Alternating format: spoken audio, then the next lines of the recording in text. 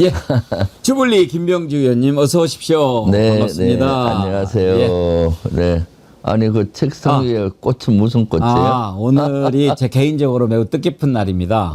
제가 그러세요? 오늘로 방송 40년을 맞는 날입니다. 와, 40년. 예. 이야, 대단하시네요. 감사한 것은 이제 네. 1985년 12월 16일 KBS 기자가 돼가지고 85년. 와, 네, 지금까지 네. 하루도 안 쉬고 네. 계속 방송을 해온 것이 와, 감사하게 생각하는 그런 날인데 네. 우리 김병주 저도 꽃을 의원님은 사왔어야 되는데. 아니요. 군에 계신 것은 몇 년이었어요? 군복을 입은 횟수가 39년이었습니다. 39년. 육군 사관학교 포함해서. 사관생도 때 네. 입은 거 생도복부터 해가지고 39년. 네. 1년 부족하네요.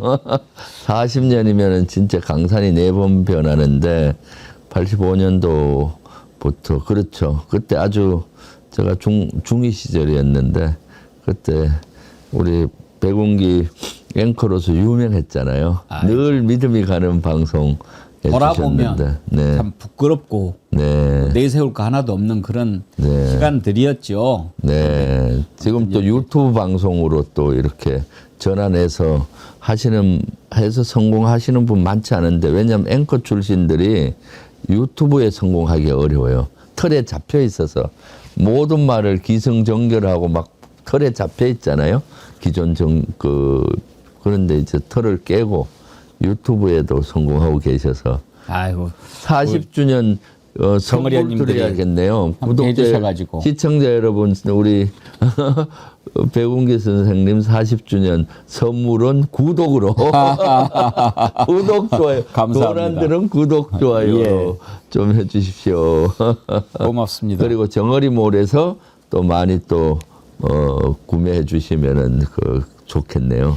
39년 군 생활을 마감하면서 어떤 생각 드셨는지 제가 한번 들어보고 싶은데요. 네, 저는 39년 연합사 부사령관 마치고 하면서 처음에는 막막했는데 제가 비전을 다시 세우니까 가슴이 뛰더라고요. 비전을. 네, 제가 사실은 남북 통일에 대한 비전, 한반도 평화에 대한 비전을 중2 때 갖기 시작하면서부터 육사일과 군생활을 계속했는데 저는 사실 육군 참모총장을 가고 싶었어요. 그렇겠죠. 육군이 50만 대군이니까 2년 정도 임기를 한 100만 명의 우리 젊은이들을 교육 훈련시키잖아요. 그래서 젊은이들을 잘 교육을 시키면은 우리 대한민국 미래가 밝겠다라고 생각을 했었는데 갑자기 이제 전역을 5일 후 총장을 못 가면서 5일 후에 전역을 해야 된다고 하는 거예요. 처음에는 좀 막막했는데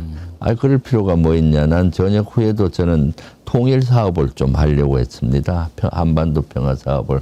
그럼 나가서 방송이나 이런 데 나가서 우리 온 국민을 상대로 제가 갖고 있는 정보를 공유하고 또 통일의 필요성도 하고 안보의 중요성, 평화의 중요성 같이 공유하면 되지 않겠냐라는 생각을 하니까 가슴이 뛰더라고요. 그러니까 빨리 전역하고 싶었는데 그래서 그런 것들이 중요한 것 같은데 방송은 사실은 좀 다르잖아요. 우리 유튜브하고는 또 다른 세계니까. 그렇죠. 근데 그런 생각은 들어요. 네. 요즘에는 워낙 이제 직업도 다양하고 기회가 여러 군데로 열려 있어서 그냥 한 길을 쭉 가는 것이 옳다 뭐 이런 것은 네. 제가 뭐 이야기하고 싶지 않지만 어찌됐든 한 길을 쭉 간다는 것은 나름 의미가 있는 거지 않습니까? 네, 네. 그러면은 군에 39년간 몸 담으면서 중간에 내가 이 길을 계속 가야 되나 막 이런 생각도 할 때도 있었을 텐데 네. 39년 그 군을 계속 갈 수 있도록 지탱해 준 네. 나름의 가치나 철학이 있다면 어떤 거였습니까? 네. 그것은 비전과 꿈이었던 것 같아요. 그런 큰 한반도의 평화, 남북 통일. 저희 세대는 저는 그것이 시대적인 가업이라고 봤기 때문에 그것이 흔들릴 때마다 잡혔던 것 같아요. 그러니까 목표와 비전이 뚜렷하니까 가다가 잘못 가도 다시 원위치 하고 가다가 딴 길로 새다가도 원위치 하고 이렇게 됐던 것들은 같아요. 그래서 사실 그런 비전을 같이 갖고 있는 것이 중요하다. 우리 백운기 선생님도 아마 방송을 통해서 사회에 기여하는 어떤 비전을 갖고 계실 텐데 그렇지 않습니까? 예. 네네. 우리 김병주 의원님 뵐 때마다 저렇게 반듯하게 네. 군 생활을 이렇게 해온 분들이 계셔서 우리나라가 그래도 지켜졌다 네. 하는데 검찰도 우리가 이제 정치 검찰 되면서 검찰이 망한 거 아니겠습니까? 그렇죠. 네. 군 내부에도 윤석열 이렇게 하는 거 보면 참 정치 군인들 몇 명이 이렇게 좀 망친 거다. 아, 그런 생각이 그렇습니다. 들더라고요. 지금 정치 군인들이 군을 완전히 망친 거죠. 예. 네네. 네. 사실 군인들은 국가와 국민을 위해서 목숨을 걸고 목숨을 바친다라고 매일매일 다짐하는데 불의의 이런 비상계엄, 불법적인 비상계엄 여기에 한 걸 못한 것은 진짜로 뼈아픈 지점이죠. 네. 만도리님, 김병주 의원님 민주당의 큰 인물이십니다. 경기지사 출마하시더라도 국방통일 외교안보 분야에 많은 노하우 국민들 위해서 힘써주세요. 그렇게 격려 문자 주셨고요. 어느 날 갑자기님, 사성장군 계엄이 얼마나 무서운 건지 우리 사회에 한 방 주시고 내란 척결하고 화이팅 이런 의견 주셨습니다. 감사드립니다. 자, 어제 이제 내란 특검이 수사 결과를 발표하고 종료하지 않았습니까? 네. 많은 분들이 좀 아쉽다, 미진하다 네, 그렇죠. 이런 느낌을 갖는데 네. 왜 그런 아쉬움을 갖는다고 보십니까? 그렇죠. 사실 나름 성과는 있었지만은 아쉬운 점이 많죠. 어떤 점이 가장 아쉬우셨나요? 지금 수사가 내란의 전모를 잘 밝혀주기를 원했는데 너무나 그 부분적인 것만 밝혀줬죠. 밝히기 쉬운 거 성과 위주로 밝힌 것 같아요. 이번에 전국 비상계엄이었지 않습니까? 전국 단위의 비상계엄이었는데 계엄군이 침탈한 국회라든가 선관위 위주 그리고 국무회의 정도만 됐잖아요. 그러니까 지금 내란의 주불은 잡혔지만은 잔불들이 많았고 내란의 주불이 안 잡힌 데도 있어요. 그것이 이제 예를 들어서 사법부, 조희대 대법원과 사법부가 통째로 사법권을 넘기려고 했던 정황들이 있는데 손도 못 댄 거고요. 그리고 내란의 동조정당인 국민의힘에 대해서도 지금 여러 가지 내란과 한몸통이라는 게 나오지 않습니까? 그런 것도 수사가 제대로 안 된 거고 또 전국 비상계엄 속에서도 지구계엄사령부나 지역계엄사령부에 대한 수사는 전혀 안 이루어졌고 또 내부적으로 들어가면은 실제 계엄 조건을 만들기 위해서 북한 도발을 유도한 것은 됐는데 그것이 북한이 응하지 않으니까 비상계엄 후에도 그 조건을 만들려고 했던 정황들 문제 제기를 많이 했잖아요. HID나 불행요원 또는 오비들을 활용해서 청주 기지를 폭파하려고 했다. 사드 기지를 폭파하려고 했다. 대기하고 있다. 이런 것들이 전혀 이루어지지 않은 거고요. 그래서 그리고 김건희가 분명히 관여가 돼 있을 텐데 김건희에 대한 관여 정도. 왜냐하면 김건희 관여 정황들이 여인영 방첩사령관 메모 한 달 전에 12.3 비상계엄 한 달 전에 만든 메모 속에 체포명단에 최재형 목사가 들어가잖아요. 최재형 목사를 열 수 있는 사람은 김건희밖에 없잖아요. 그렇죠. 네네. 그런 거부터 해서 12.3 내란 전날하고 그 다음날 조태영 국정원장과 문자 보낸 것도 있고 조태영 원장과 문자 보낼 일이 뭐가 있겠어요.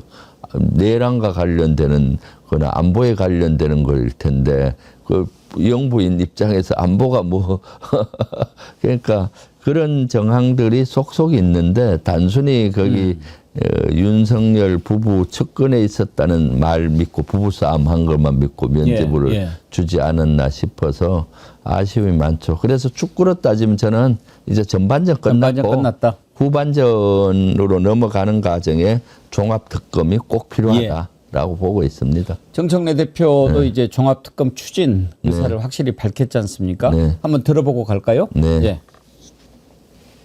국민께 약속드렸듯이 내란 전담 재판부 설치 3대 특검이 마무리하지 못한 내란 의혹에 대한 2차 종합특검을 추진해야 합니다. 당정대가 원팀으로 똘똘 뭉쳐 남은 의혹까지 철저히 밝혀내겠습니다. 더불어민주당은 확실한 내란 청산을 위해 내란 전담 재판부 역시 흔들림 없이 추진할 것입니다. 위헌 논란이 없도록 제도를 정비하고 국민이 안심할 수 있도록 책임 있게 설계하겠습니다. 예, 이제 확실한 입장을 밝혔는데 일단 종합 2차 특검은 어떤 것들에 초점을 맞춰야 된다고 생각하십니까? 네. 일단 2차 종합특검의 초점은 아까 내란 수사 예. 3대 특검에 대해서 미진한 분야를 해야 된다는 거예요.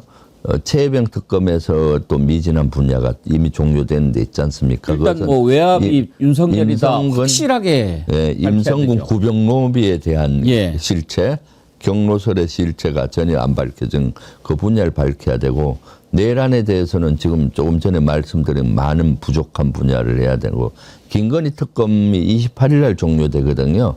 그래서 김건희 특검에도 지금 여러 의혹들이 많았는데 제대로 수사가 안 이루어져서 그런 것들을 해야 된다. 근데 왜 종합특검이 필요하냐 하면요. 지금 내란 특검이 끝나고 나서 수사권이 어디로 가는가? 민간 분야는 국수본, 예. 경찰이 통제는 국수본으로 가고, 군과 관련된 수사는 국방부로 가서, 다행히 안규백 장관이 특별수사단을 편성했잖아요. 근데 이게 따로 수사를 할 수 있는 문제가 아닙니다. 이게 다 연관되는 거거든요. 국수본은 군인 수사를 못해요. 군대에서 운영하는 그 수사단은 민간 수사를 못합니다. 예. 근데 이번 비상계엄은 다 연결되어 있는 거예요. 그렇지 않습니까? 그렇죠. 연결되어 있는데 따로따로 하다 보면은 제대로 규명을 또 못하는 거죠. 네, 그렇기 때문에 사실은 종합특검이 필요한 것이고, 또 하나는 국수본 따로 국방부에서 하는 수사단 따로 하게 되면은 국방부나 경찰 통제는 대통령이 하잖아요. 그러면 거기서 하면 전부 또 정치 공세로 몰아갈 겁니다. 야당 죽이기 또는 해서 정치 공세로 몰아가다 보면은 수사가 정치의 어떤 정쟁의 도구가 되는 거잖아요. 그래서 종합특검을 만들어서 거기서 독립적으로 해야 되는 거죠. 특검이 끝나자마자 2차 종합특검이 필요하다 이런 얘기가 나오는 것은 6개월간의 특검이 뭔가 좀 미진했다라고 하는 것이 전제가 되는 것인데, 네, 그렇죠. 네. 그러면 김병주 의원님 보시기에는 무엇 때문에 네. 미진했다고 보십니까? 이게 뭐 어떤 한계가 문제가 됐다고 보십니까? 저는 두 가지라고 봐요. 일단 내란에 대한 관점이 너무나 온도 차이가 있었다. 내란에 대한 관점은 아주 중차대하잖아요. 예. 과거로 따지면 역적죄입니다. 나라를 훔치려는 역적무리들의 역적 사건이죠. 그렇지 않습니까? 그럼 우리가 5,000년 역사를 유지한 거 뭐겠습니까? 역적에 대해서는 특별수사단이 편성되고 특별재판관이 편성되고 필요하면 영의정도 하고 왕의 재판관까지 할 정도로 중차대한 일로 보고 3조까지 멸했잖아요. 예. 법정 최고형을 했기 때문에 내란이나 이런 역적 사건들이 줄어든 거고 국가가 유지될 수 있어. 국가의 근간을 흔드는 사건인데, 내란 특검 지난번에 만났을 때 보니까 그렇게 중차대한 인식이 부족한 거예요. 일반 형사재판보다는 중요하다. 겨우 사초를 쓰는 심정, 사초가 아니라 목숨 걸고 이거는 척결해야 된다는 의지가 있었어야 되는데, 그러니까 내란에 대한 관점의 중요도가 사실은 보통 우리 국민이 느끼는 역적질하는 이거는 중차대하고 느끼는 거와 온도 차이가 있으니까 있었다. 의지가 또 약한 거죠. 예. 의지가 약하다 보니까 이번에 보십시오. 내란 특검에서 검사하고 수사관 편성이 역대 최고로 많이 편성했어요. 260명이나 했습니다. 이걸 6개월 수사한 거예요.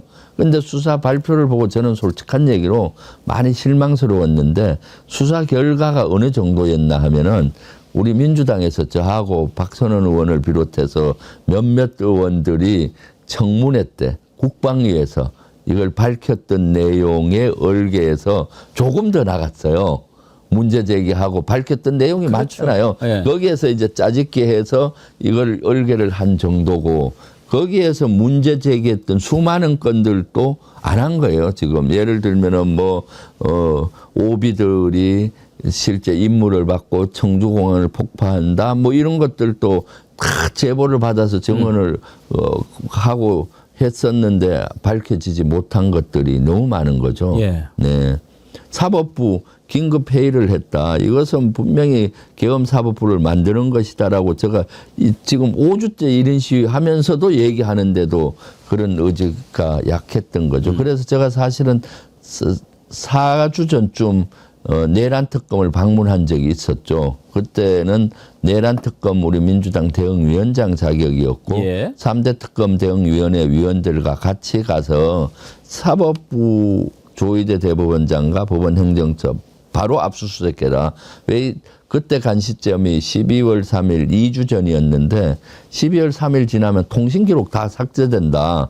압수수색부터 통신기록 확보해야 된다. 조희대하고 법원행정처장이 뭘 통화했는지 뭘 지시했는지 그런 것들을 밝혀야 되잖아요. 그런데 본인들 하는 얘기는 우리가 압수수색 영장을 청구하면은 결국 판사들이 허락을 하는데 그 압수수색 영장 발급해 주겠느냐 대법원. 그래서 내 답답해서 거부당하더라도 해라. 당신들 뒤에는 국민이 있다. 그렇죠. 거부당하면 국민들이 분노해서 일어날 거 힘을 실어줄 테니까 하라고 했는데도 불구하고 의지들이 약한 점이 있었죠. 그래서 그때도 조금 역시 검사나 이런 줄 같은 경우는 이런 모든 세상을 바라보는 관점이 법적인 기준으로만 보지 국민의 법 감정 이런 것들 또 내란에 중차대한 이런 것들이 좀 약하구나 하는 생각을 많이 내란을 했죠. 바라보는 관점이 좀 다르면서 의지가 부족했던 것이 네. 좀 부족했던 첫 번째 이유고 그렇죠. 두 번째는 또 어떤 것이 한계였다고 보십니까? 그리고 그다음에 이제 이번에는 조사를 쉽게 해서 성과를 낼 수 있는 분야만 타치한 거예요. 성과 위주로. 예. 사실 이번엔 전국 비상계엄이었고 계엄사령부가 만들어지면은 그 밑에 우리 군사령부 밑에 군단 사단처럼 지구계엄사령부가 있고 그 밑에 지역계엄사령부가 있는데 이것이 핵심이잖아요. 여기서 행정부와 사법부를 통제하는데 이런 것들이 하나도 이루어지지 않았어요. 그리고 여기서 각 지자체장들이 또 협조한 지자체장들이 많은데 지금 문제 제기를 많이 했는데도 수사가 안 이루어진 거고 성과 내기가 어려운 것. 또 사법부 조희대 대법원장 예를 들어 수사하고 해야 되는데 그 벽에 부딪히면 본인들이 성과 못 낼 수 있잖아요. 아예 수사조차 안 한 겁니다. 질문지 몇 개 보내갖고 받은 정도. 그걸 믿고 그냥 한 정도. 그리고 김건희하고 관계에서는 김건희하고 윤석열 측근에 있었던 사람이 뭐 부부싸움을 했는데 김건희가 뭐 욕하더라. 그래서 김건희한테 면죄부 주는 웃지 못할 일이 예. 일어난 거죠. 네. 최강 불곰님 의원님 넥타이 바로 잡으세요. 네. 틀어졌어. 감사합니다. 네, 고맙습니다. 네. 그 이번에 이제 발표한 내용 중에 윤석열 비상계엄 모의가 우리가 생각했던 것보다 훨씬 더 일찍 네. 2023년 10월쯤으로 이제 추산을 했는데 그때부터 계엄을 준비했던 것으로 이렇게 보지 않았습니까? 네. 그 부분은 동의하십니까? 네, 저는 그 시점이 대통령 되자마자 예. 이번에는 그 분야는 동의합니다. 제가 대통령실이 국방부 건물을 뺏어서 들어갔을 예. 때부터 문제점을 제기했잖아요. 그때도 제가 계엄할 가능성이 많다라고 취약하다라고 구조상 얘기를 처음에 그때도 대통령실 옮길 때부터 네네. 그때는 두 가지 다 관점이었어요. 진짜 구테타가 일어나면은 대통령 장관 합참의장 군령권의 3인자가 밤낮으로 같은 지역에 있잖아요. 그래서 거기만 억류시키면 구테타가 성공하기 쉽다. 역으로. 그다음 대통령이 군인들과 같이 있다 보면은 이상한 생각을 할 수가 있죠. 그렇죠. 네. 그렇기 때문에 군의 인사도 좌지우지하고 그래서 김용현 경호처장 손에 모든 것이 움직여질 수 있겠다라는 그때도 문제 제기를 많이 했었죠. 그리고 또 서울의 봄 영화 나왔을 때도 예. 그거 봐라 구테타에 취약하다 하고 국방위에서도 제가 문제 제기를 한 적이 있었어요. 그런데 그때부터 이미 쿠데타가 잉태됐다는 걸 이번 특검에서 얘기했잖아요. 거기 윤석열이가 대통령실을 군사기지 안으로 들어가면서 군인들과 밀착되고 그러면서 좀 쿠데타, 친위 쿠데타에 대한 어떤 분위기가 무르익기 시작했다. 그리고 22년 11월에 국민의힘 지도부하고 만찬장에서 나에게는 비상대권이 있다. 총으로라도 싹 총살당하는 한이 있어도 반대 세력들 싹 제거하겠다. 그러니까 국민의힘도 저는 한 몸이라고 보는 것이 지도부에서 이미 비상계엄 윤석열 입으로 얘기했잖아요. 그럼 그걸 막기 위해서 노력을 했었어야 되는데 제가 비상계엄 경고했을 때 뭐라 했나요? 한동훈도 마찬가지고 뭐 괴담이다, 음모론이다, 그 증거를 달라, 그렇게 하면서 방치됐던 거죠. 그러니까 발표에서 국민들을 거기에를 갸우뚱했던 부분이 바로 그 부분인 것 같아요. 진작부터 준비했다.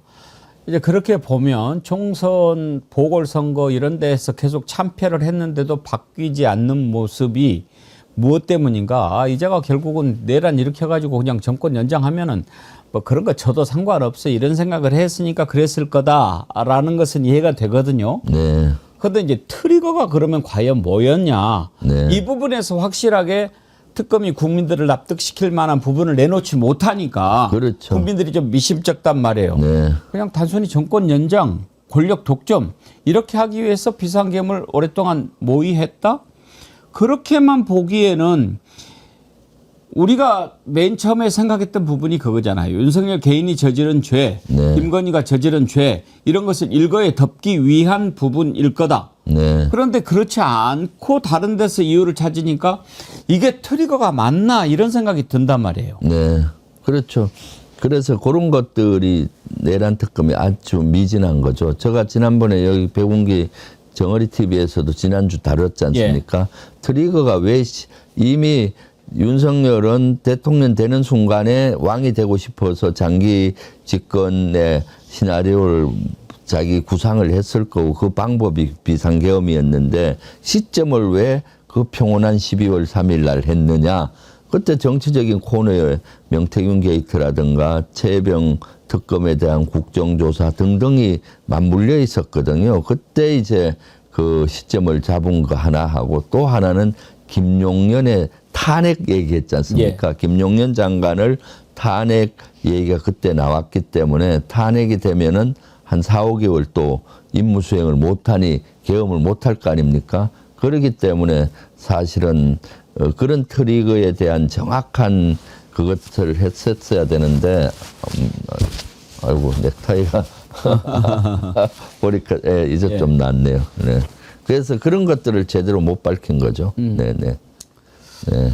지금 이제 재판을 하다 보니까 군 관련된 사람들 증언이 계속 나오지 않습니까? 네. 이번에 이제 이진우가 나와가지고 뭐 구중궁궐 얘기하고 네. 또 한동훈 얘기하고 뭐 그렇게 하는데 이진우는 어떤 자입니까?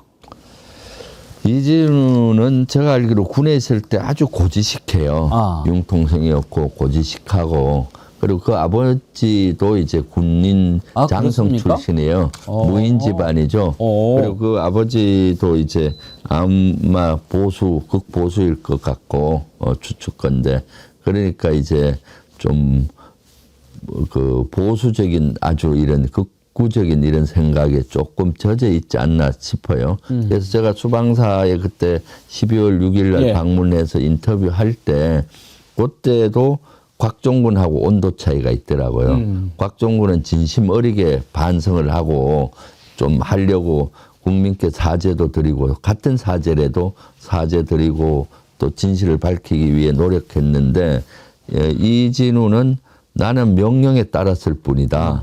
대통령의 명령이 불법적이라고는 상상을 못했다. 그러면서 이제 그래서 사과하라니까 국민께 사과한 것이 아니라 그때도 보면은 우리 부대원들한테 죄송하다. 곤란을 겪게 해서 그래서 국민께 사과하라 했는데 그런 진정어림이 좀 부족했고 그랬던 거죠. 그럼에도 예. 불구하고 그때는 그래도 많은 증언을 했어요. 뭐 윤석열이가 지시했고 뭐 위치 어디냐 확인하고 뭐 등등 이런 것들을 했었는데 태도가 계속 바뀌잖아요. 그래서 좀 더 초기보다도 점점 극우 쪽 윤석열 편 쪽으로 이것이 어떤 요인에 의해서 그런지는 몰라도 생각이 뒤집고 지금 재판에 나와서도 자기에게 불리한 증언을 하나도 안 하고 예. 윤석열 인간적으로 이해간다 뭐 예. 외롭고 뭐 어떻고 뭐 그리고 술이 취해서 뭐 어떻다 뭐 이런 것들 있잖아요. 아니 네. 그리고 뭐 4명이 한조가 돼서 끄집어내라.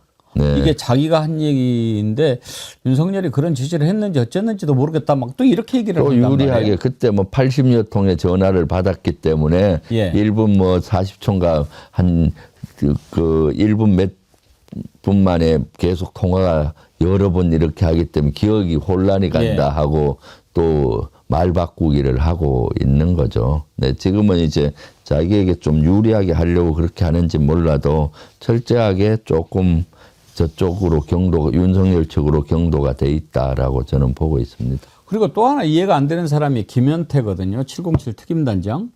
이자는 그 뒤로 이렇게 뭐 완전히 헷가닥 하니까 좀 이상한 친구구나 이런 생각을 하는데 이번에는 그 안규령 부대변인 네. 총기 막 이렇게 뺏고 이런 것이 연출된 거다 뭐 고도로 훈련된 뭐 이런 스킬이다 이런 얘기까지 하는데 이자는 왜 이러는 겁니까?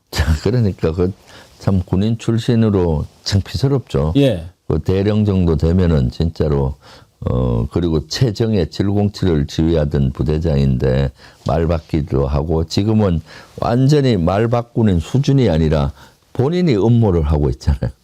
공작 안기령 그 연약한 안기령 보고 마치 화장을 하고 뭐 카메라를 데리고 와서 연출을 했다고 예. 하느니 총을 잡고 크리티컬한 하는 거 기술로 보니까 크리티컬 하는 기술로 뺏으려고 했다. 참 말도 안 되는. 그리고 그 뒤에 경호원 뜬팔 쫑 경호원 둘이가 있었고 707 요원조차도 위압감을 느꼈다. 707이 세상에 우리 대한민국에서 가장 정해야 된 부대고 총도 있고 다 있는데 덩치 큰 비무장한 사람의 위압감을 느낀다. 말도 안 되는 소리를 짓거리고 있는 참 거죠. 부족한 친구예요. 그리고 이미 네. 뭐 파키스탄인가 가려고 하다가 이제 안 됐잖아요. 그리고 네. 원래 막 뭐 이렇게 뭐 출세 지향주의로 이렇게 하다 그러면 지금은 다 밝혀졌는데도 그렇게 헛된 곳에다가 정신을 두고 있는 게 이해가 안 되고 저는 그런 친구들을 보면서 이제 물론 우리가 아까도 정치 군인 이렇게 이야기했습니다만 그래도 우리 군이 이렇게 쭉 이어져 오는 근간이 있지 않습니까? 그럼요. 네. 우리가 장군을 영어로 제네럴이라고 그러지 네, 네. 않습니까? 그렇죠. 제네럴이 일반적인 이런 뜻이지 않습니까? 네, 네, 네. 제가 한번 봤어요. 왜 장군을 제네럴이라고 할까? 네. 그것은 일단 장군이 되면 장군은 특정한 병과가 없는 거죠. 없죠. 네, 네. 모든 부분을 다 알고 관리를 하고 통화를 해야 네. 장군 자격이 있어서 네. 장군을 제네럴이라고 부른다면서요? 그렇죠. 네. 지금 병과 보병, 포병, 뭐 기갑 이렇게 해서 자기 주특기 분야의 최고 정점은 대령입니다. 예. 그리고 대령을 넘고 장군이 되면은 모든 병과를 아우르는 모든 걸 해야 연관이 있지 않습니까? 그런 해서 장군을 제너럴이라고 하고요. 미국에서는 상징적으로 대령 계급장이 우리는 무궁화 세계인데 미국은 독수리예요. 왜 독수리냐 하면은 동물 중에서 새를 포함을 가장 높이 올라가는 것이 독수리인 겁니다. 그래서 그 생명체가 올라갈 수 있는 최고 그 분야는 독수리고 장군은 별이잖아요. 하늘에서 모든 것을 다 관장할 수 있는 능력이 있어야 된다 해서 장군 제너럴이 되는 겁니다. 그럼 저는 포병 출신인데 포를 전문으로 하고 그래서 미사일 포병에서 있는데 장군이 되는 순간에 포병은 없어지면서 기계화 보병사단장을 하고 일반 군단장을 해요. 그리고 육해공군을 지휘하는 한미연합사 부사령관을 하고 또 미군들까지 지휘하는 모든 걸 다 아울러야 되지 않습니까? 그렇게 제너럴은 그렇게 되는 거죠. 네. 그래서 그렇죠. 병각 장이 통상 대령입니다. 대령까지는 그 병가에 이렇게까지 올라가는. 예. 김현태 보면서는 그래 그건 너 한계다 그런 생각이 들더군요. 그렇죠. 네네. 참 아니 그리고 좀 거기도 육사 출신이라고 그러던데 네. 믿어져요. 그러니까요. 네. 상식적으로 그 연약한 여성이 크리티컬한 기술로 훈련받은 707 대원의 총기를 탈취하려고 했다. 이게 말이 되는 소리라고 짓거리는 건지 이해가 안 가더라고요. 안기령 대변인 같은 경우는 사실은 총에 이런 개념이 없으신 거죠. 그래서 총구 잡고 보통 군에 갔다 왔던 우리 그 분은 그거를 잡을 수가 없어요, 사실은. 잡을 수도 없고 총구를 원래 사람을 향해서 대는 것도 우리가 지금 그러니까요. 엄청나게 혼나지 않습니까? 그럼요. 총구도 항상 그 사람 쪽으로 못 대게 하고 거기에 왜냐하면 그만큼 위험하잖아요. 거기에 위험하니까요. 혹시 실탄이 오발될 수도 있는 거고. 오발될 수 있기 때문에 근데 안기령 대변은 용기 있게 그런 걸 잘 모르니까 총구를 잡으려고 하고. 부모님은 보면서 얼마나 가슴이 철렁했겠습니까? 그러니까요. 그래서 제가 그때 끝나고 나서 안기령 대변인한테 와, 왜 그랬냐니까 그런 개념이 없더라고요, 솔직히. 그리고 분노가 막 치밀어서 막아야 된다는 마음에 이렇게 몸을 던져서 막은 건데 뭐 마치 크리티컬한 기술로 총을 뺏으려고 했다는 투로 참 말도 안 되는 저희 집 아들이 그러더라고요. 참 말도 안 된다고 무슨 연약한 여자가 안기령 그 체구도 적잖아요. 그런데 전혀 모르고 그리고 그날 따라 또 그 가죽으로 된 상의를 입었다고 마치 연출해서 참 모르면 용감할 수 있는 거예요. 네, 예. 모르니까 맞아요. 정확한 표현이네요. 모르니까 용감하게 그렇게 총구 잡고 막 하는 거죠. 네. 네, 용기 있게. 예. 네. 참 그런데 그렇게 말도 안 되는 짓을 하고 하여튼 빨리 좀 정리가 되고 앞으로 나아가야 되는데 이런 것들이 많이 좀 국민들을 걱정하게 합니다. 네. 요즘에 지금 1인 시위 계속하고 계시죠? 네. 최근에 충돌도 있었다고 들었습니다. 네. 지금 1인 시위는 국회의사당 앞에서 하고 있습니다. 이제 법원에서 네. 왜 국회로 그런가 하면 오셨군요. 지금 국회의사당 앞에 국민의힘이 텐트를 치고 농성을 하고 있어요. 그 맞불 작전으로 제가 그 1인 시위 국민의힘이 만들어 놓은 천막 그 농성장 옆에서 하고 있어요. 근데 여기 국민의힘 농성은 뭐냐? 우리 민생법안하고 내란 척결에 관련된 법을 막기 위해서 얼마 전에 필리버스터 했잖아요. 예. 1차. 다음 주 또 할 거예요. 그걸 막기 위해서 안에서는 필리버스터로 밖에서는 텐트를 치고 농성을 하는데 농성 텐트 친 수준이 글램핑 하는 글램핑장 같은 예. 난로도 한 2개 설치해놓고 TV까지 갖다 놓고 호화 농성을 하고 있고 이것도 밤에는 안 하고 휴일날 또 안 하고 그래서 제가 옆에서 처절하게 그 국민의힘 해산까지 외치면서 1인 시위하고 있는데 그래서 그런지 저한테 시비를 자주 걸어와요. 첫날은 그 당직자로 보이는 그 국민의힘 당 와서 제가 내란 척결 필요하다 뭐 그래 필리버스터의 문제점 막 얘기하고 있으니까 와서 이상한 소리 한다고 또 방해하고 있고 예. 어저께는 국민의힘 의원이 한 명 와서 난데없이 갑자기 뭐 쇼 한다고 그러면서 자기하고 뭐 무슨 토론을 하자고 자다가 봉창 뚫린 또리를 하면서 예. 저한테 방해를 하더라고요. 예. 그 국민의힘은 도대체 뭘 바라고 그렇게 하는지 모르겠는데 이번에 또 보니까 그 말도 안 되는 소리를 계속 떠들어대는 김민수 같은 사람을 소통위원장을 시키고 네. 또 장해찬 네. 그런 사람을 또 여의도 연구원 부원장으로 시키고 이거 어떻게 가자는 것인지 모르겠어요.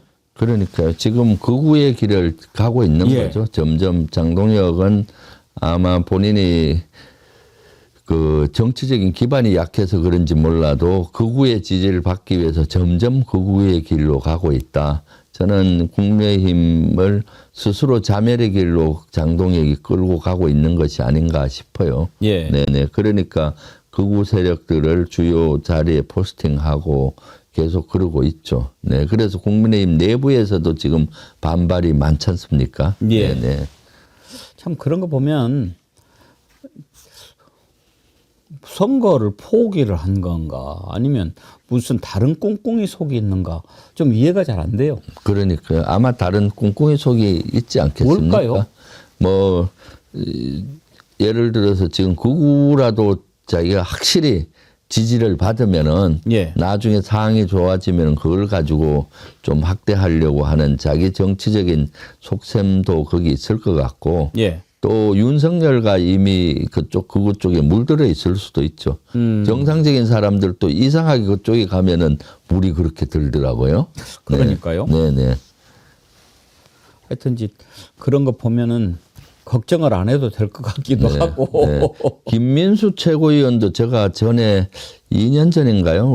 언제 방송을 같이 한 적이 있었어요. 예. 그때는 되게 합리적으로 제가 봤거든요. 아이고 잘못 보신 거예요. 그러니까 예. 지금 보니 완전 그렇죠. 극우의 정상 아닙니다. 예. 예. 그럼 그때 완전히 예.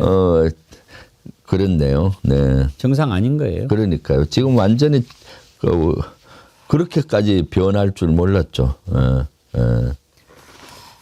이제 지방선거 국면 이제 접어들면 우리가 그 얘기 많이 할 텐데 서울시장 지난번에 이재명 대통령이 정원호 구청장 한번 이렇게 띄워준 뒤로 지지율이 팍팍 올라가지고 최근에 나온 여론조사 보니까 오세훈 시장을 오차범위 밖에서 앞질르더라고요. 네, 네.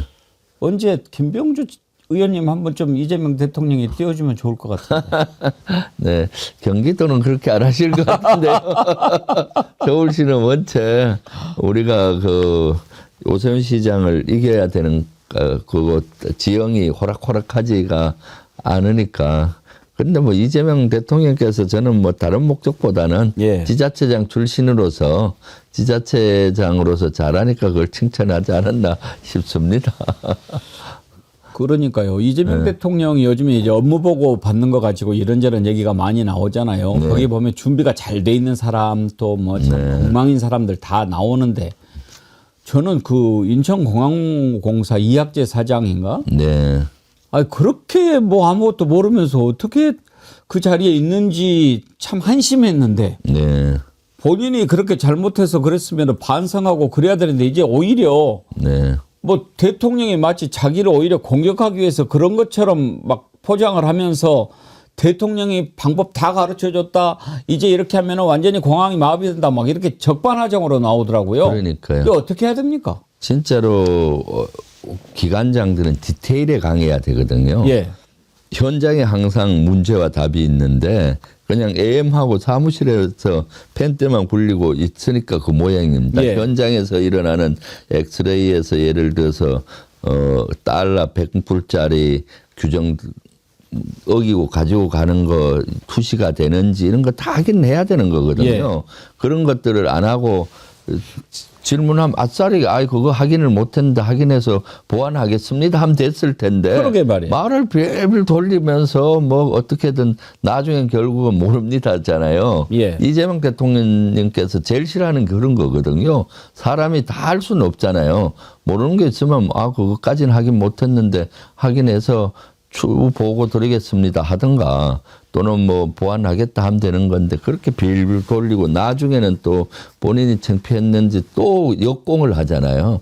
그러니까 사실은 모든 잘못을 자기 자신에게 찾으면 발전하는데 실제 소인배들은 늘 밖에서 원인을 찾죠. 그거 자기 모르는 것도 마치 공격당했다느니 뭐 방법을 가르쳐 줬다느니 뭐 이런 식으로 하는 것은 진짜로 제대로 된 공직자의 자세가 아니죠. 그런 자세면 빨리 사퇴하는 게 좋죠. 예. 네. 오늘도 이재명 대통령이 그 국무회의에서 탁월한 성과 내는 공무원한테는 파격적인 보상을 하겠다. 네. 그렇게 얘기를 했는데 아무튼 대통령의 새로운 방식이 공직사회를 바꾸는데 상당히 큰 역할을 하는 것 같아요. 저는 그 이재명 대통령 되고 가장 큰 성과가 공무원 사회가 일하는 분위기가 예. 됐다. 저렇게 질의하고 질문하고 하니까 장관들부터 기관장들 긴장하죠. 얼마나 공부를 많이 하겠어요. 이제 대충 해서는 안 되는 거죠. 저 이재명 대통령 대표 시절에 예. 최고위 회의 엄청 많이 하면서 예. 엄청 질문 많이 하세요.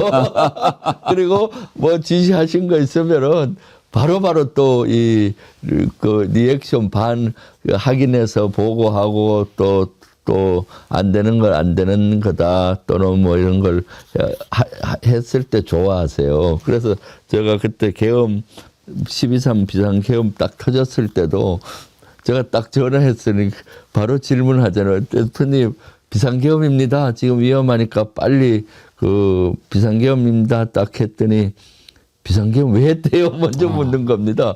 저도 모르잖아요. 아이고 대표님 아직 그거 저도 모릅니다. 이 미친놈들이 왜 했는지 모르니까 어쨌거나 그건 차후에 확인해서 제보고 드릴 테니까 지금 위험하시니까 빨리 집을 이탈하시고 국회로 오십시오. 지금 가반 의석을 넘겨서 비상계엄 해제해야 됩니다. 했더니 저 걱정해서 그때도 김채고도 위험하니까 빨리 집을 이탈하세요. 그때 예. 그 각 위중한 시기 아주 촉박한 시기에도 비상계엄 왜 했대요 묻는 거예요.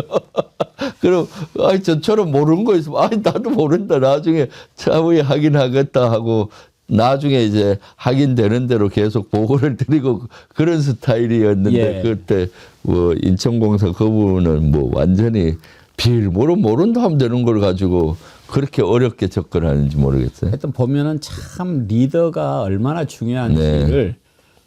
이재명 대통령 보여주는 거고 윤석열이 반면 교사로 보여주는 거. 네. 리더가 어떻게 하면은 나라를 망해 먹을 수도 있는가 네. 하는 것을 윤석열이 반면 교사로 보여주는 거죠. 네. 보면은 술만 처먹었어요. 그러니까요. 술만 처먹었어요. 제가 군에 있을 때 우리 부하들이 질문 리더십에 저는 질문 리더십을 많이 했거든요. 질문 리더십. 네, 질문 리더십. 질문을 지금 대통령님처럼 질문을 예. 하면은 부하들이 엄청 훈련을 많이 해요. 답을 해야 되니까 예, 알아야 또 공부를 되고, 하거든요. 공부해야 그리고 스스로 질문에 대한 답을 찾았을 때 행동으로 옮겨지는 겁니다.